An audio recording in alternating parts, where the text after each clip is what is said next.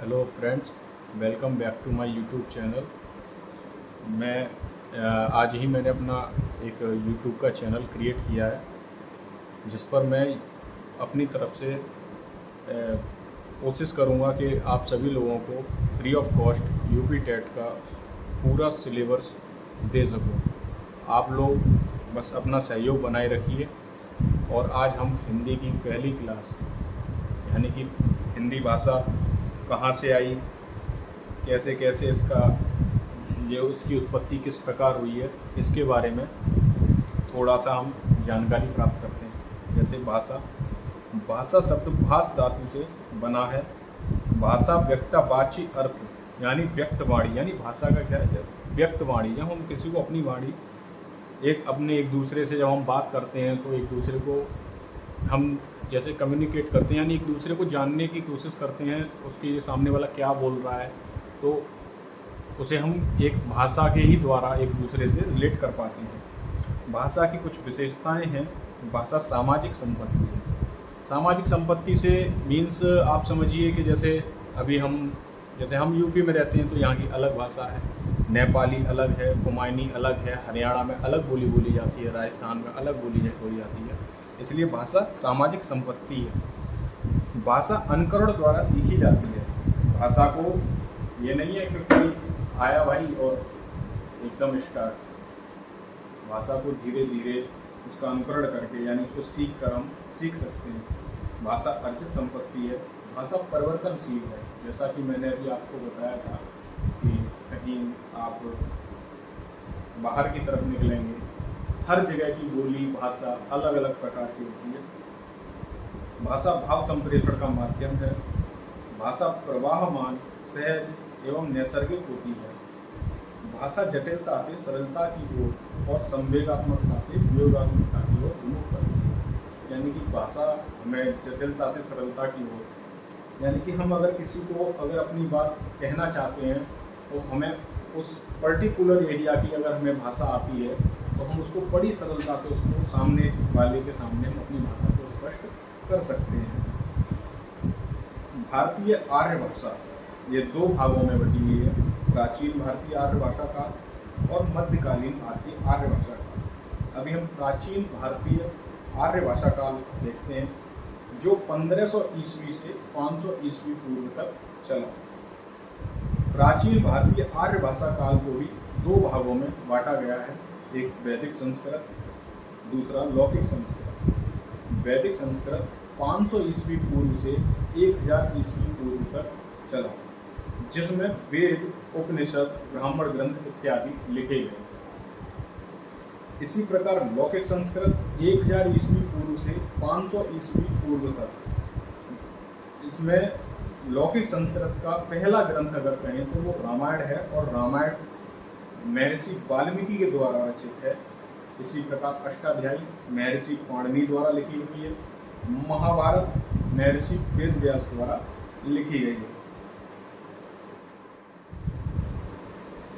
मध्यकालीन भारतीय आर्य भाषा, इससे पहले हमने पढ़ा था प्राचीन भारतीय आर्य भाषा काल, अब दूसरा मध्यकालीन भारतीय आर्य भाषा काल, जो कि 500 ईस्वी से 1000 ईस्वी पूर्व तक चला, जो 3 भागों में विभक्त है।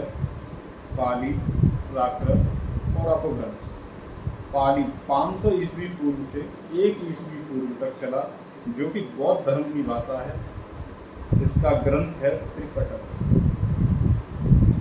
दूसरे नंबर पर प्राकृत 1 ईस्वी से 500 ईस्वी तक चला, ये जैन धर्म की भाषा है। तीसरा है अपभ्रंश, जो 500 ईस्वी से 1000 ईस्वी तक चला। अब हमने आपसे कहा था कि हिंदी का विकास हम जानना, यानी हिंदी उत्पन्न कहाँ से हुई है। हिंदी का विकास शोरसेनी अपभ्रंश से हुआ, और हिंदी की जो आदि जननी माना जाता है वो संस्कृत को माना जाता है। जैसे कि स्टार्टिंग से संस्कृत के बाद कौन सी भाषा आई, पाली के बाद प्राकृत के बाद अपभ्रंश में भी कौन सा अपभ्रंश, शोरसेनी अपभ्रंश, और शोरसेनी अपभ्रंश से ही निकल कर आई हिंदी। अब थोड़ा अपभ्रंश के बारे में भी जानते हैं। अपभ्रंश भी 3 प्रकार में विभक्त है। एक शोरसेनी अपभ्रंश, मगधी अपभ्रंश और अर्धमगधी अपभ्रंश। शोरसेनी अपभ्रंश को भी 3 भागों में विभक्त किया गया है, जिसमें पश्चिमी हिंदी, राजस्थानी हिंदी, पहाड़ी हिंदी। अब पश्चिमी हिंदी में भी 5 भाषाएं होती हैं, जिनका विवरण हम अगली अपनी वीडियो में करेंगे। और मगधी अपभ्रंश में बिहारी में जो बिहार में जो खास तौर पर बोली जाती है, जैसे मैंने आगे लिखा है 4, तो बिहार में जैसे 4 भाषाओं में अगर हम कहें तो मैथिली है, मगही है, भोजपुरी है इत्यादि। ऐसे ही अर्धमगधी अपभ्रंश में यानी यहाँ पर पूर्वी हिंदी बोली जाती है, जैसे अब बघेली है, छत्तीसगढ़ी है, अवधी इत्यादि। हिंदी राजभाषा भाग 7 अध्याय 1 और धारा 345(1) भारतीय संविधान के अंतर्गत लिखी गई है और हिंदी को राजभाषा माना गया है, जो देवनागरी लिपि के अंतर्गत आती है। इससे पहले हम अपभ्रंश के बारे में जानकारी ले रहे थे, जिनमें प्रमुख जो हैं उनका विवरण, जैसे पश्चिमी हिंदी जो शोरसेनी अपभ्रंश से ही निकलती है। पश्चिमी हिंदी में 5 प्रकार की भाषाएं हैं। ब्रजभाषा, खड़ी बोली जिसे कोरवी भाषा भी कहते हैं, बुंदेली, कन्नौजी,